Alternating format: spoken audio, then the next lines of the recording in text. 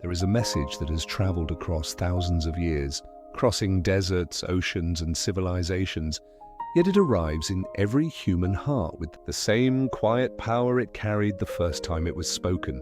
It does not shout, it does not demand, it simply arrives like morning light slipping through a window, and suddenly everything in the room looks different. The message comes from Jesus of Nazareth, and of all the words ever recorded in human history, these words remain the most transformative, the most tender, and the most radical ever spoken to a broken world. To understand the weight of this message, you have to picture the world into which it was delivered.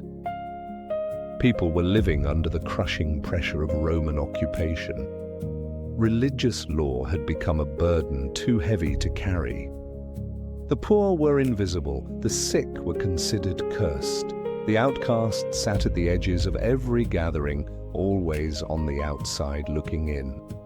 Into this world Jesus walked and began speaking words that nobody expected to hear. He did not speak to the powerful first. He turned toward the forgotten, the ashamed, the ones who had given up on being loved.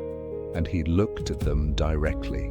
The most beautiful message Jesus ever delivered can be found woven through everything he said, but it reaches its purest form in a single, breathtaking truth. You are loved, not conditionally, not after you improve yourself, not once you have earned it or proven your worth.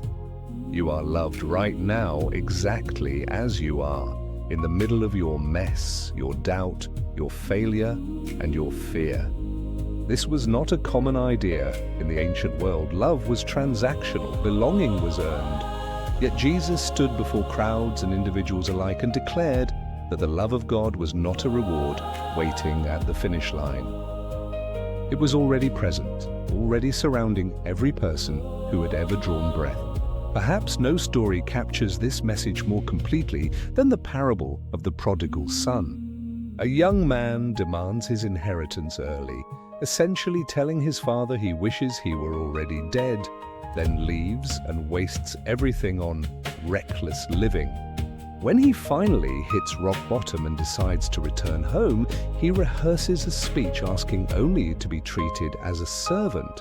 But the father sees him while he is still far off down the road and runs toward him.